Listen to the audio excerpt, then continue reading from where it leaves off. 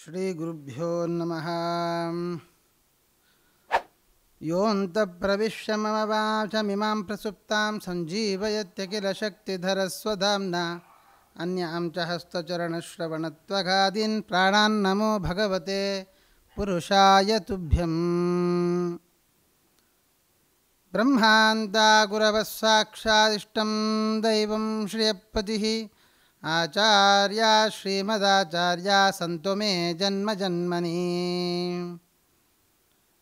ಅರ್ಥಿಕಲ್ಪಿತಕಲ್ಪೋಯಂ ಪ್ರತ್ಯರ್ಥಿಗಜಕೇಸರಿ ವ್ಯಾಸತೀರ್ಥಗುರುರ್ಭೂಯಾತ್ ಅಸ್ಮದಿಷ್ಟಾರ್ಥಸಿದ್ಧಯೇ.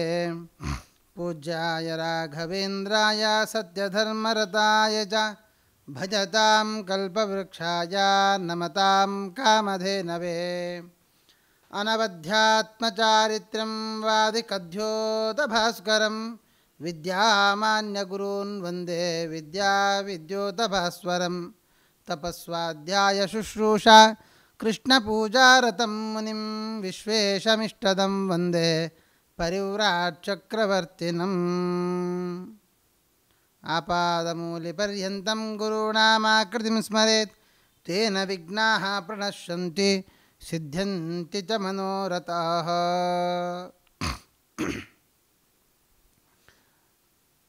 ವ್ಯಾಸ ಸಾಹಿತ್ಯ ಮತ್ತು ದಾಸ ಸಾಹಿತ್ಯ ಇವೆರಡೂ ಒಂದು ತಕ್ಕಡಿಯಲ್ಲಿ ಹಾಕಿದರೆ ಎರಡು ಸರಿಸಮಾನವಾಗಿ ತೂಗುತ್ತೆ ಅಂತಂದರೂ ತಪ್ಪಾಗಲಿಕ್ಕಿಲ್ಲ.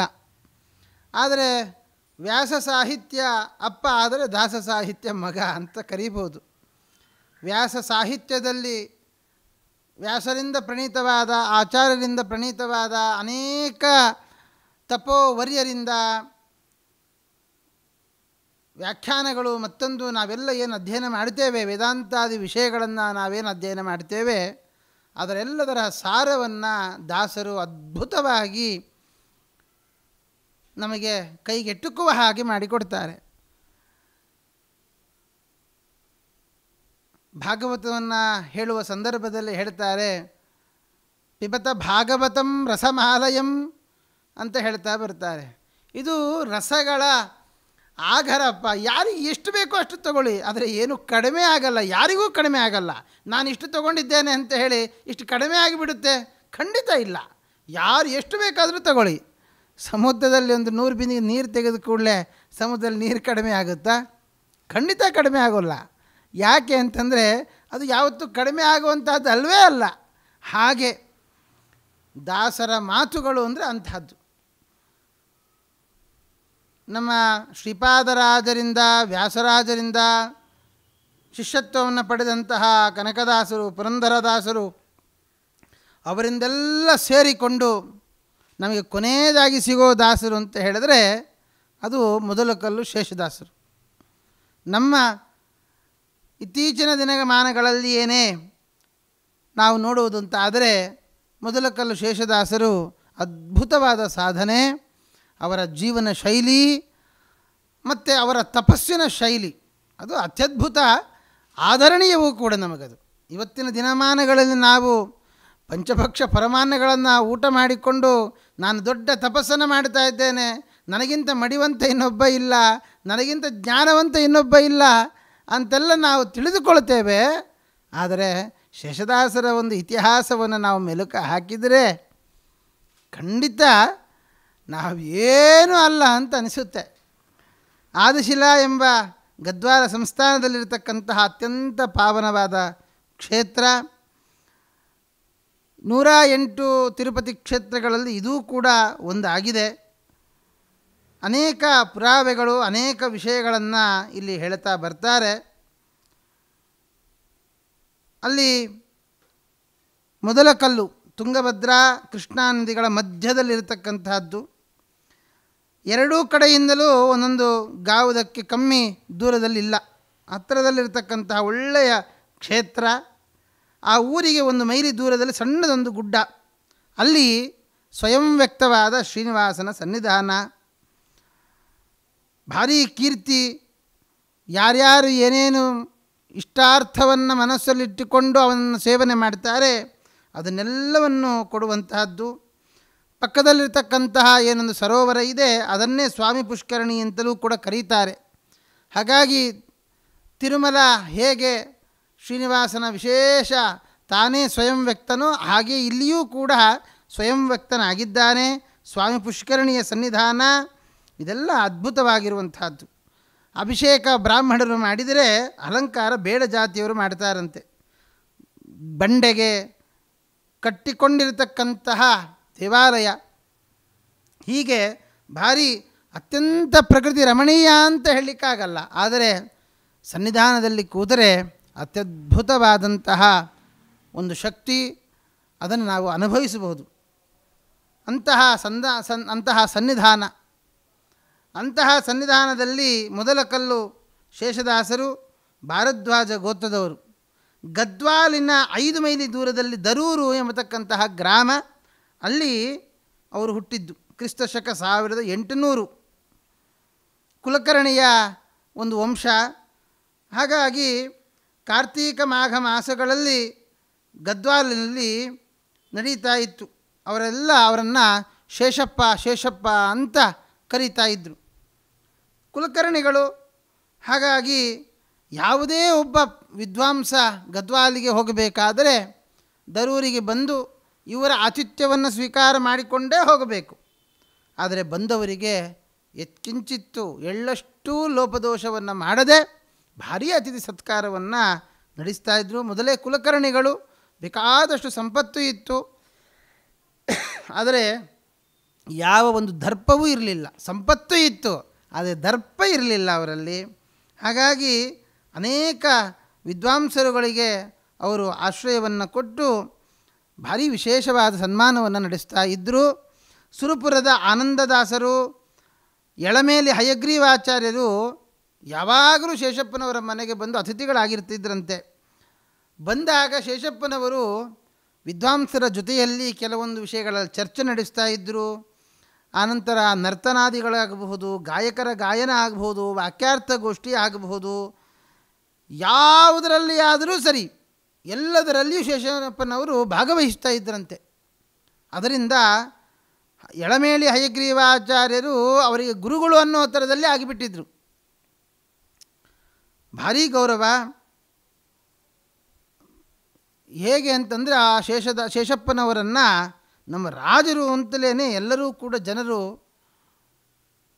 ನೋಡ್ತಾ ಇದ್ದರು. ಅಂದರೆ ಯಾರು ಏನು ಬೇಕು ಅಂತ ಅವರ ಹತ್ತಿರ ಬಂದರೂ ಅವರನ್ನು ಬರೀ ಕೈಯಲ್ಲಿ ಕಳಿಸ್ತಾ ಇರಲಿಲ್ಲ. ಹಾಗಾಗಿ ಅವರನ್ನು ರಾಜರ ಹಾಗೆ ಕಾಣ್ತಿದ್ದರು. ಆದರೆ ರಾಜ ನಡೆಸ್ತಾ ಇದ್ದ ಹಿಂಸೆ ಇವನಲ್ಲಿ ಇರಲಿಲ್ಲ, ಶೇಷಪ್ಪನವರಲ್ಲಿ ಇರಲಿಲ್ಲ. ಆದರೆ ಈ ಗ್ರಾಮಸ್ಥರು ಮಾಡಬೇಕಾದಂತಹ ಖರ್ಚು ಅದು ತಾನೊಬ್ಬನೇ ನಡೆಸ್ತಾ ಇದ್ದ. ಗದ್ವಾಲ ರಾಜ ಸ್ವಲ್ಪ ಅವನಿಗೆ ಹೊಟ್ಟೆ ಕಿಚ್ಚು. ಹಾಗಾಗಿ ಒಮ್ಮೆ ಗದ್ವಾಲ ರಾಜರು ಮಾಡಬೇಕಾದಂತಹ ಎಲ್ಲ ಕೆಲಸಗಳನ್ನು ನಮ್ಮ ಕುಲಕರ್ಣಿ ಶೇಷಪ್ಪನವರೇ ಮಾಡ್ತಾ ಇದ್ದಾರೆ. ಬಂದ ಅತಿಥಿಗಳಿಗೆ ಸತ್ಕಾರ ಆಗಬಹುದು, ಯಾರ್ಯಾರಿಗೆ ಏನೇನು ಸನ್ಮಾನ ಮಾಡಬೇಕು ಎಲ್ಲವನ್ನೂ ಕೂಡ.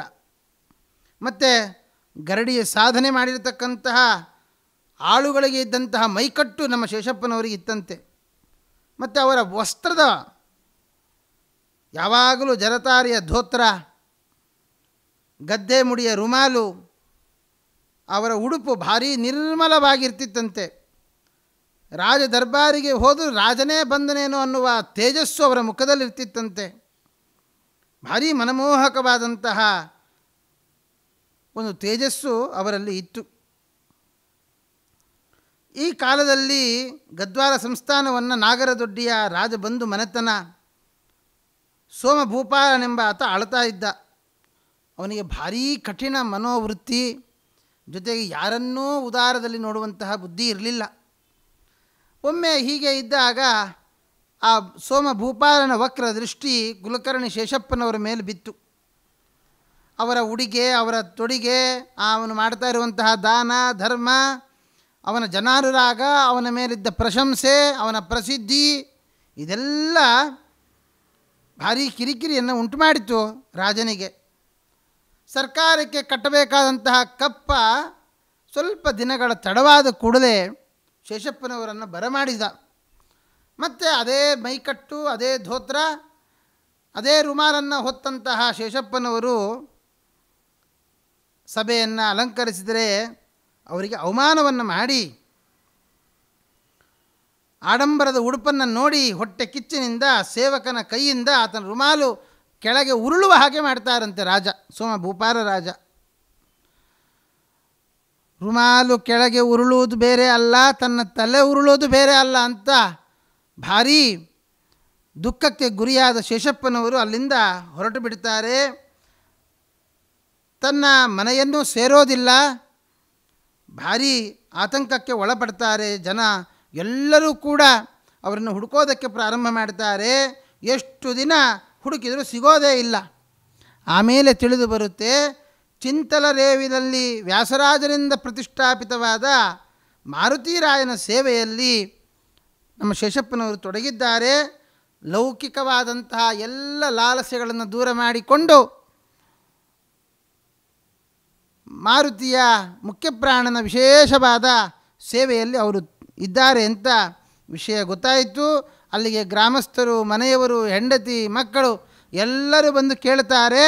ಅವರೊಂದೇ ಒಂದು ಮಾತು, ಏನು ಅಂತಂದರೆ, ನನ್ನ ಜೀವನ ಇನ್ನು ಮೇಲೆ ಲೌಕಿಕವಾಗಿ ಇರೋದಿಲ್ಲ, ಇನ್ನೇನಿದ್ದರೂ ಜೀವನ ಭಗವಂತನಿಗೋಸ್ಕರ ಅಂತ ಹೇಳಿ ಶೇಷಪ್ಪನವರು ಪ್ರತಿನಿತ್ಯ ಕೃಷ್ಣವೇಣಿಯಲ್ಲಿ ಸ್ನಾನ ಮಾಡೋದು, ಅಗ್ರೋದಕವನ್ನು ತಂದು ಮಾರುತಿಗೆ ಅಭಿಷೇಕ ಮಾಡೋದು, ಆ ವೀರಾಂಜನೇಯ ಮಂತ್ರವನ್ನು ಒಂಟಿಗಾಲಲ್ಲಿ ನಿಂತು ಜಪ ಮಾಡೋದು, ಸಾಯಂಕಾಲದೊಳಗೆ ಒಂದಿಷ್ಟು ಬೇವಿನ ಸೊಪ್ಪನ್ನು ಅರಿದು ಒಂದು ಗುಳಿಗೆ ಥರ ಮಾಡಿಕೊಂಡು ಅದನ್ನು ಪಂಚಪ್ರಾಣಾಹುತಿ 5 ಆಹುತಿಗಳನ್ನು ಪ್ರಾಣ, ಅಪಾನ, ವ್ಯಾನ, ಉದಾನ, ಸಮಾನ, ಹೀಗೆ ಆ ಬೇವಿನ ಸೊಪ್ಪನ್ನು ಅರಿದು ಅದರ ಗುಳಿಗೆಗಳನ್ನು ಮಾಡಿಕೊಂಡು ಅಷ್ಟೇ ಊಟ.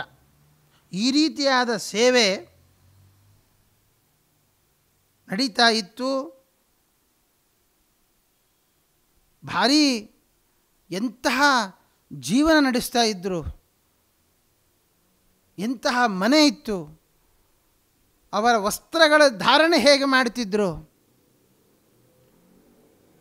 ದಿಂಬು, ಕೈಕಾಲು ಒತ್ತೋದಕ್ಕೆ ಆಳುಗಳು, ಮಂಚದ ಪರದೆ, ಶಯನ ಸಾಮಗ್ರಿಗಳು, ಸೋಗು ಹಾಕಿ ಭಾರೀ ಉಭಯ ಪಾರ್ಶ್ವಗಳಲ್ಲಿ ಸೇವೆಯನ್ನು ಮಾಡ್ತಾ ಇದ್ದಂತಹ, ಸೇವೆಯನ್ನು ತೆಗೆದುಕೊಳ್ತಾ ಇದ್ದಂತಹ ಶೇಷಪ್ಪನವರು ಇವತ್ತಿನ ದಿವಸ ಭೂಮಿಯೇ ಹಾಸಿಗೆಯಾಗಿದೆ, ಆಕಾಶವೇ ಹೊದಿಕೆಯಾಗಿದೆ, ಪರಿಭವವೆಲ್ಲಿದೆ, ನಿಜವಾದ ಸುಖ, ನಿಜವಾದ ಶಾಂತಿ ಎಲ್ಲಿದೆ? ಅದು ಹೊರಗೋ, ಅದು ಒಳಗೋ ಇತ್ಯಾದಿಗಳಲ್ಲಿ ಅವರಿಗೆ ಭಾರೀ ವ್ಯತ್ಯಾಸ ಅವರ ಜೀವನದಲ್ಲಿ ನಡೆದು ಹೋಯಿತು. ಆದಂತಹ ಒಂದು ಅವಮಾನದ ಘಟನೆ ಅವರನ್ನು ನಿಜವಾದ ಸಾಧನೆಯ ಮಾರ್ಗಕ್ಕೆ ಕರೆತಂತು. ಹೀಗೆ ಶೇಷಪ್ಪನವರು ತಪಸ್ಸು ದಿನದಿನಕ್ಕೆ ಕಠಿಣವಾಗ್ತಾ ಹೋಯಿತು. ಯಾರ ಜೊತೆಯಲ್ಲೂ ಮಾತಿಲ್ಲ. ಕೊನೆಗೆಲ್ಲರೂ ಮೌನಸ್ವಾಮಿ ಅಂತ ಕರೀಲಿಕ್ಕೆ ಪ್ರಾರಂಭ ಮಾಡಿದರಂತೆ. 1 ಮಂಡಲ ಆಯಿತು, 2 ಮಂಡಲ ಕಳೀತು. ದೇವರ ಕೃಪೆ ನನ್ನ ಮೇಲೆ ಆಗಲಿಲ್ಲ ಅಂತ ಬೇಸತ್ತು ಹನುಮಂತ ದೇವಸ್ಥಾನದಲ್ಲಿರತಕ್ಕಂಥ ದೊಡ್ಡ ಹುತ್ತ, ಆ ಹುತ್ತಕ್ಕೆ ಕೈ ಹಾಕಿದರಂತೆ. ದೇವರನ್ನು ಒಲಿಸಿಕೊಳ್ಳದ ಈ ದೇಹ ಇದ್ದು ಏನು? ಹಾಗಾಗಿ ಆ ವಿಷ ನನ್ನ ಮೈ ಸೇರಿ ದೇಹ ತ್ಯಾಗ ಮಾಡಿದರೂ ತೊಂದರೆ ಇಲ್ಲ ಅಂತ. ಆದರೆ ಭಗವಂತನ ಅನುಗ್ರಹ, ಶೇಷದೇವರು ಶೇಷಪ್ಪನ ಮೇಲೆ ಯಾಕೆ ಮುನಿಸಿಕೊಳ್ಳುತ್ತಾರೆ? ಅವರು ಹೆಡೆ ಎತ್ತಿ ನೋಡಿದರು ಒಮ್ಮೆ, ಶೇಷಪ್ಪ ಅಂತ ಹೇಳಿ ಆಶೀರ್ವಾದ ಮಾಡಿ ಮುಂದೆ ಸಾಗಿಬಿಟ್ರು. ನಾಗದೇವರು ಏನೂ ಮಾಡಲಿಲ್ಲ. ಆವಾಗ ಶೇಷಪ್ಪನವರು ಹೇಳ್ತಾರೆ, ನಿನಗೂ ನಾನು ಬೇಡ ಆಗಿಬಿಟ್ನಾ, ನೀನು ನನ್ನನ್ನು ತೆಗೆದುಕೊಳ್ಳೋದಿಲ್ವಾ ಅಂತ ಭಾರ ಬೇಸರದಲ್ಲಿ ನಿರಾಹಾರ, ಏನು ಪಂಚಪ್ರಾಣಾಹುತಿಗಳನ್ನು ತೆಗೆದುಕೊಳ್ತಾ ಇದ್ದರು ಅದನ್ನು ಬಿಟ್ಟರು. ಮಂತ್ರ ಪುನಶ್ಚರಣೆ, ದೇಹ ಆಯಾಸ ಆದರೆ ಮಲಗೋದು, ಇಲ್ಲಾಂದರೆ ಇಲ್ಲ. ಈ ರೀತಿಯಲ್ಲಿ ಒಮ್ಮೆ ಭಾರೀ ಸುಸ್ತಾಗಿ ಮಲಗಿರುವಾಗ ಒಂದು ಮಾತು ಕೇಳಿಸ್ತಂತೆ, ಶೇಷಪ್ಪ ಇಷ್ಟು ದೇಹ ದಂಡನೆ ಮಾಡಬೇಡಪ್ಪ, ನಿನ್ನ ಇಷ್ಟಾರ್ಥ ಸ್ವಲ್ಪ ದಿನದಲ್ಲೇನೆ ಸಿದ್ಧಿ ಆಗುತ್ತೆ ಅಂತ ನುಡಿದ ಹಾಗೆ ಆಯ್ತಂತೆ. ಈ ಮಾತು ಕೇಳಿದ ಕೂಡಲೇ ಸ್ವಪ್ನದಲ್ಲಿ ತಂಬೂರಿಯನ್ನು ಹಿಡಿದಂತಹ ವ್ಯಕ್ತಿ ಈ ಮಾತನ್ನು ಹೇಳ್ತಾ ಇದ್ದ. ಯಾರದು? ನಾನವರನ್ನು ಸ್ಮರಣೆಯೇ ಮಾಡಲಿಲ್ಲ, ಯಾವ ದಾಸರ ಸ್ಮರಣೆ ಮಾಡಲಿಲ್ಲ, ಆದರೂ ನನ್ನ ಸ್ವಪ್ನದಲ್ಲಿ ಕಾಣಿಸಿಕೊಂಡ ದಾಸವರೇಣ್ಯರು ಯಾರು ಅಂತ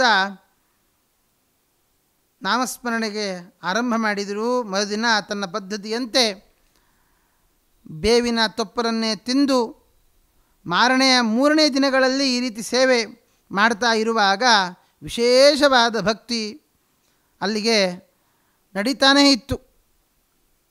ಆಮೇಲೆ ಒಂದು ದಿನ ಸ್ವಪ್ನದಲ್ಲಿ ಎಳಮೇಲಿ ಹಯಗ್ರೀವಾಚಾರ್ಯರು ತಮ್ಮ ಸ್ವಪ್ನದಲ್ಲಿ ದರ್ಶನ ಕೊಟ್ಟರಂತೆ. ಏಕೆ ಶೇಷಪ್ಪ, ವಿಜಯರಾಯರು ಹೇಳಿದರು, ಅವರ ಮಾತನ್ನು ತಿರಸ್ಕಾರ ಮಾಡಿದ್ದೀಯಾ, ಅನಾಧಾರ ತೋರಿಸ್ತಾ ಇದ್ದೀಯಲ್ಲ, ಈ ಕಠಿಣ ವ್ರತ ಬಿಡು ಅಂತ ಹೇಳಿದ್ರಲ್ಲ, ಮತ್ತು ಯಾಕೆ ಇದನ್ನು ಮುಂದುವರಿಸ್ತಾ ಇದ್ದಿ ಅಂತ. ಆವಾಗ ಹೌದು, ದೇಹದಂಡನೆ, ಏಕಭುಕ್ತ ಈ ರೀತಿಯಾಗಿ ಮಾಡುವಂಥ ಅಗತ್ಯ ಏನು? ಊಟ ಮಾಡಿಕೊಂಡು ನಿನ್ನ ಅನುಷ್ಠಾನವನ್ನು ಮುಂದುವರಿಸು. ಹೌದು, ಊಟ ಮಾಡಬೇಕು ಅಂದರೆ ಮಾಡೋರು ಯಾರು? ಈ ಕಡೆ ನನಗೆ ನಾನು ಅಡುಗೆ ಮಾಡಿಕೊಳ್ಬೇಕಾ ಅಥವಾ ಅನುಷ್ಠಾನ ಮಾಡಿಕೊಳ್ಬೇಕಾ ಅಂತೆಲ್ಲ ಬಂದಾಗ ಏನು ವಿಚಾರ ಮಾಡಬೇಡ. ಒಬ್ಬ ಬರ್ತಾನೆ, ನಿನಗೆ ಉಣಿಸೋದಕ್ಕೋಸ್ಕರವಾಗಿ ಒಬ್ಬ ಭಕ್ತ ಬರ್ತಾನೆ, ಅವನು ನಿನ್ನ ಎಲ್ಲ ಆಗು ಹೋಗುಗಳನ್ನು ನೋಡಿಕೊಳ್ತಾನೆ ಅಂತ ಹೇಳಿ ಅದೃಶ್ಯರಾಗಿ ಬಿಟ್ರಂತೆ ಹಯಗ್ರೀವಾಚಾರ್ಯರು. ಶೇಷಪ್ಪ ಹಿಂದಿನ ಹಾಗೆ ಕೂತ ವಿಜಯರಾಯರ ನನ್ನ ಕನಸಿನಲ್ಲಿ ಕಂಡದ್ದು ಅಂತ ಆದರೆ ಅವರ ಸ್ಮರಣೆ ಮಾಡಲಿಲ್ಲ, ಅವರು ಸ್ಮರಿಸದೆಯೇ ಬಂದು ನನ್ನ ಮೇಲೆ ಕರುಣೆ ತೋರಿದರಲ್ಲ, ದಯಾಳುಗಳು ಅಂತಹ ಅವರ ಅನುಗ್ರಹ ನನ್ನ ಮೇಲೆ ಆಯ್ತಲ್ಲ ಅಂತ ಭಾರೀ ಖುಷಿಯಲ್ಲಿ ಅವರಲ್ಲಿ ಕ್ಷಮೆಯನ್ನು ಕೂಡ ಕೇಳುತ್ತಾರೆ. ಹೀಗೆ ಸ್ವಪ್ನದಲ್ಲಿ ಏನು ಕಾಣ್ತು, ಮಾರನೇ ದಿವಸ ರೇವನಹಳ್ಳಿಯ ತಿಮ್ಮಪ್ಪ ಭಾರೀ ಬಡ ಗೃಹಸ್ಥ, ಅವನು ಸ್ವಲ್ಪ ಅಕ್ಕಿ, ಅವಲಕ್ಕಿ, ಅಲಸಂದಿ, ಉಪ್ಪು, ಹುಳಿ, ಖಾರಗಳನ್ನು ತೆಗೆದುಕೊಂಡು ಬಂದು, ಸ್ವಾಮಿ ನಿಮ್ಮ ಸೇವೆ ಮಾಡುವ ಭಾಗ್ಯ ನನ್ನದಾಗಲಿ, ನಾನು ನಿಮ್ಮ ಸೇವೆ ಮಾಡಿಕೊಂಡು ಇಲ್ಲೇ ಇರ್ತೇನೆ ಅಂತ ಕೇಳಿದ್ದಂತೆ. ಹಯಗ್ರೀವಾಚಾರ್ಯರನ್ನು ತಮ್ಮ ಗುರುಗಳು ಅಂತ ತಿಳಿದುಕೊಂಡಂತಹ ಶೇಷಪ್ಪನವರು ಹಾಗೇ ಆಗಲಿ ಅಂತ. ಆದರೆ ಧಾನ್ಯ ಎಲ್ಲಿಂದ ಬರಬೇಕು, ಯಾರು ಕೊಡಬೇಕು, ಯಾರು ಮಾಡಬೇಕು? ಮಾಡೋರೇನೋ ಇದ್ದಾನೆ, ಆದರೆ ಕೊಡೋರು ಯಾರು, ತಂದು ಹಾಕೋರು ಯಾರು? ಹೀಗೆಲ್ಲ ಇರುವಾಗ ಶೇಷಪ್ಪನು ಇದೇನೋ ಭಗವಂತನ ಚಿತ್ತಕ್ಕೆ ಬಂದ ಹಾಗಿದೆ, ಆಗಲಿ ಏನಾಗುತ್ತೋ ಆಗಲಿ ಅಂತ ಛಾಯೆಯ ದೇಹವನ್ನು ಅನುವರ್ತಿಸಿಕೊಂಡಂತೆ ತಿಮ್ಮಪ್ಪ ಕುಲಕರ್ಣಿಯ ಶೇಷಪ್ಪನ ಸೇವೆ ಮಾಡ್ತಾ ಇದ್ದ. ಕೆಲವು ಕಾಲ ಕಳೀತಾ ಇದ್ದ ಹಾಗೆ ದೇವರ ಸೇವೆಗೆ ಬರುವಂತಹ ಜನರ ಸಂಖ್ಯೆ ಜಾಸ್ತಿಯಾಯಿತು. ಶೇಷಪ್ಪನನ್ನು ನೋಡುವ ಬರುವ ಜನಸಂಖ್ಯೆ ಭಾರೀ ದೊಡ್ಡದಾಗಿ ಬೆಳೀತಾ ಬಂತು. ಆದರೆ ಬಂದವರು ಯಾರಿಗೂ ಹೊಟ್ಟೆ ಖಾಲಿ ಕಳಿಸ್ತಾನೇ ಇರಲಿಲ್ಲ. ಎಲ್ಲರಿಗೂ ಹೊಟ್ಟೆ ತುಂಬ ಊಟ. ಬ್ರಾಹ್ಮಣರಿಗೆ ಮಾತ್ರ ಅಲ್ಲ, ಎಲ್ಲ ಜಾತಿ ವರ್ಗದವರಿಗೂ ಬೇಕಾದಷ್ಟು ಊಟವನ್ನು ಬಡಿಸ್ತಾ ಇದ್ದರು. ಈ ಸಮಾಚಾರವನ್ನು ಕೇಳಿ ವೆಂಕಟಲಕ್ಷ್ಮಮ್ಮ ರಾಣಿಯು ಬಡ ಜನರ ಭೋಜನ ನಿರ್ವಹಣಾ ಭಾರವನ್ನು ಅವರೇ ಹೊತ್ತು ಪ್ರತಿ ದಿವಸ ಏನೇನು ಧಾನ್ಯಗಳು ಬೇಕೋ ಅದನ್ನೆಲ್ಲ ಕೊಡ್ತಾ ಇದ್ದರು.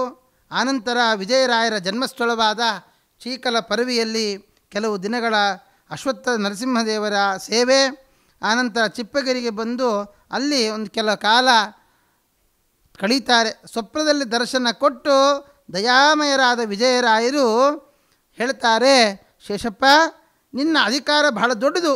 ಹಿಂದಿನ 2 ಜನ್ಮಗಳಲ್ಲಿ ಭಗವದ್ ದರ್ಶನ ಮಾಡಿದವ ನೀನಾದರೂ ಅದು ಕೇವಲ ಬಾಹ್ಯಾಪರೋಕ್ಷವಾಗಿತ್ತು.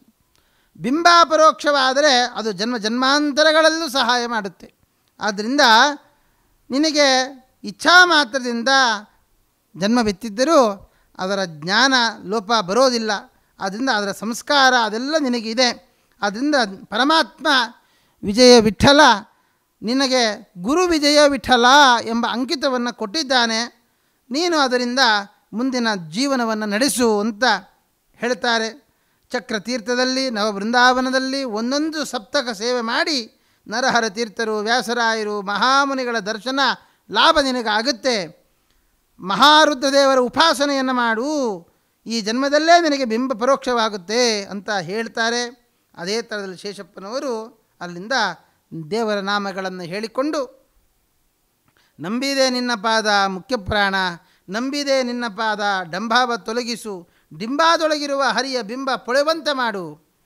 ಎಂತಹ ಅದ್ಭುತ ಮಾತು.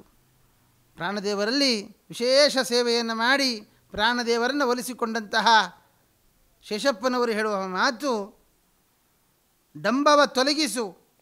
ಈ ಲಿಂಗ ದೇಹಕ್ಕೆ ಇರತಕ್ಕಂತಹ ಏನಿದೆ ಡಂಬ, ಅದು ತೊಲಗಿಸಿ ಡಿಂಬದೊಳಗಿರುವಂಥ ಹರಿಯ ಬಿಂಬ ಪೊಳೆವಂತೆ ಮಾಡಿ, ನನ್ನ ಒಳಗಿರತಕ್ಕಂತಹ ಭಗವಂತನ ರೂಪ ಏನಿದೆ ಆ ಭಗವಂತನ ದರ್ಶನ ನನಗೆ ಆಗುವ ಹಾಗೆ ಮಾಡು, ನನ್ನ ಸಾಧನೆ ನನ್ನ ಜೀವನ ಉದ್ಧಾರ ಆಗುವ ಹಾಗೆ ಮಾಡು ಅಂತ ಮಾಡಿದಂತಹ ಮೊದಲನೆಯ ಕೃತಿ ಇದಾಗಿದೆ.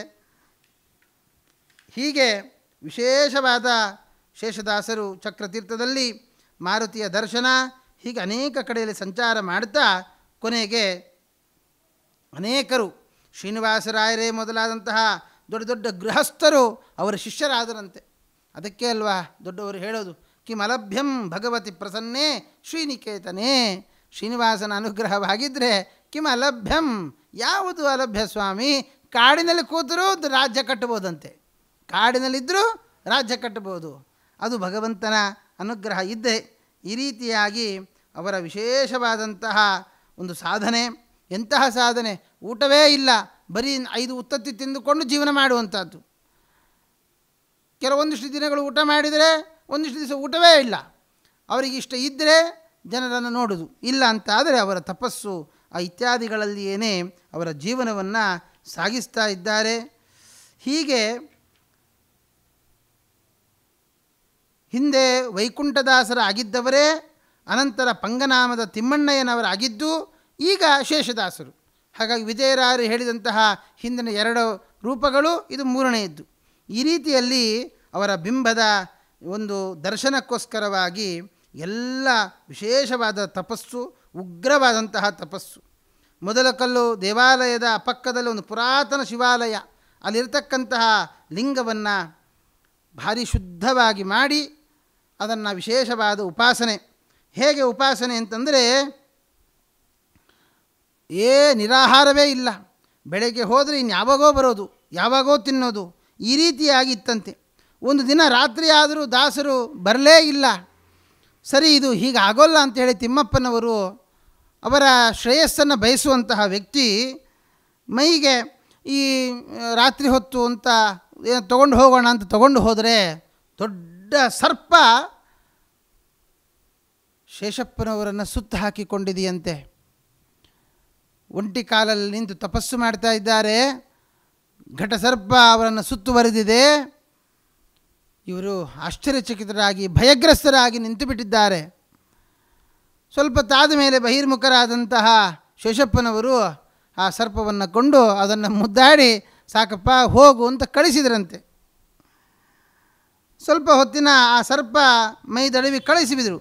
ಸಮಾಧಿಯಿಂದ ಎದ್ದು ಬಂದ ತಿಮ್ಮಪ್ಪನಿಂದ ಬಳಿಗೆ ಬಂದರು. ಅವನು ತಾನು ಕಂಡ ಸಂಗತಿಯನ್ನು ಹೇಳಬೇಕೋ ಹೇಳಬಾರದೋ ಭಾರೀ ಕಳವಳಗೊಂಡ. ಆಮೇಲೆ ಹೇಳಿದಂತೆ, ದಾಸರೇ, ಇನ್ನು ಮೇಲೆ ರಾತ್ರಿ ಕಾಲದಲ್ಲಿ ಗುಡಿಯಲ್ಲಿ ಇರಬೇಡಿ, ಒಳ್ಳೆಯದಲ್ಲ.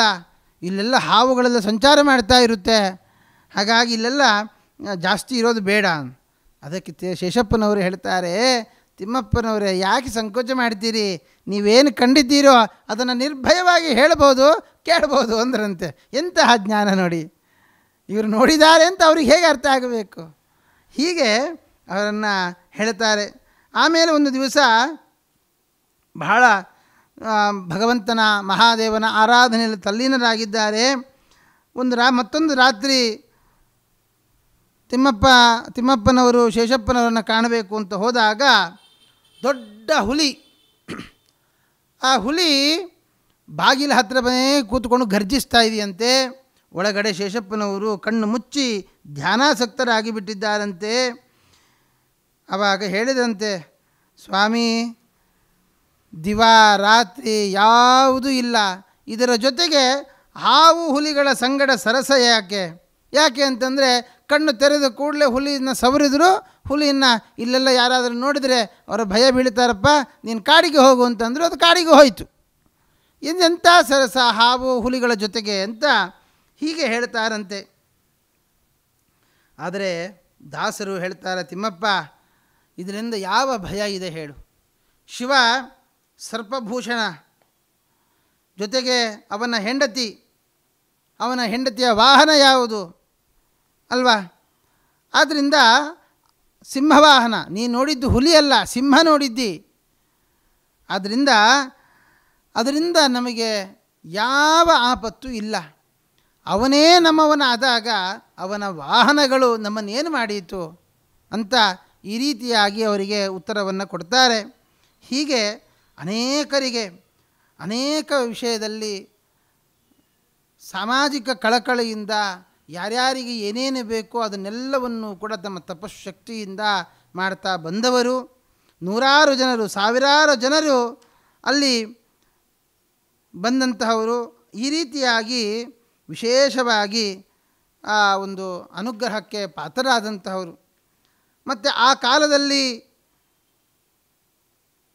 ನಮಗೆ ಈ ತಾಲೂಕುದಾರ ಅಂತ ಅವನು ಗುರುಗಳ ಈ ದಾಸರ ಶಿಷ್ಯನಾಗಿದ್ದಾನೆ. ಅವನನ್ನು ಕೇಳ್ತಾರೆ, ತಾನು ಗಂಗಾ ಸ್ನಾನಕ್ಕೆ ಅಂತ ಹೇಳಿ ಎಲ್ಲರನ್ನೂ ಕೂಡ ಕರ್ಕೊಂಡು ಹೋಗಬೇಕಾಗಿದೆ, ತಾವು ಅಪ್ಪಣೆ ಕೊಡಬೇಕು ಅಂತ ಕೇಳ್ತಾನೆ. ಕೇಳಿದಾಗ ಆ ಪೇಷ್ಕಾರ ವೆಂಕಟರಾಯ ಎಂಬತಕ್ಕಂತಹ ಪೇಷ್ಕಾರ ಕೇಳಿದಾಗ, ಆಯಿತಾ ಸ್ವಲ್ಪ ದಿವಸ ಇಲ್ಲೇ ಇರಪ್ಪ, ಮತ್ತೆ ಹೋಗಿ ಮಿಂತಿ ಅಂತ ಹೇಳುತ್ತಾರೆ. ಸ್ವಲ್ಪ ದಿನಗಳು ಕಳೀತು. ಬಹಳ ಚಿಂತಾಕ್ರಾಂತನಾಗಿದ್ದ ಪೇಷ್ಕಾರ, ಯಾಕೆ ಗಂಗಾ ಸ್ನಾನಕ್ಕೆ ಹೋಗ್ಲಿಕ್ಕೆ ಆಗ್ತಾ ಇಲ್ವೇ ಅಂತ ನಿನಗೆ ಯೋಚನೆನಾ ಅಂತ ಕೇಳಿದ್ರಂತೆ. ಹೌದು ಅಂತ ಹೇಳ್ತಾ ಇದ್ದಾರೆ.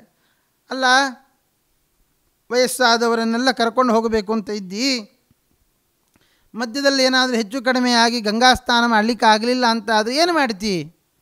ಏನು ಮಾಡೋದು ಗುರುಗಳೇ, ನಿಮ್ಮ ಅಪ್ಪಣೆ ಇದ್ದರೆ ಎಲ್ಲ ಒಳ್ಳೆಯದಾಗುತ್ತೆ, ನನ್ನ ಮೇಲೆ ವಿಶ್ವಾಸ ಇದೆಯಾ ಅಂತ ಕೇಳಿದ್ರಂತೆ. ವಿಶ್ವಾಸ ಇದೆ. ಹಾಗಿದ್ದರೆ ಒಂದು ಕೆಲಸ ಮಾಡು, ಯಾರ್ಯಾರಿಗೆ ಗಂಗಾ ಸ್ನಾನ ಮಾಡಿಸಬೇಕು ಅಂತಿದೆಯೋ ಎಲ್ಲರನ್ನೂ ಇಲ್ಲೇ ಬರೋದಕ್ಕೆ ಹೇಳು. ಆಯಿತು ಸ್ವಾಮಿ ಅಂತ ಹೇಳಿ ಎಲ್ಲರನ್ನೂ ಒಟ್ಟು ಮಾಡಿದರು.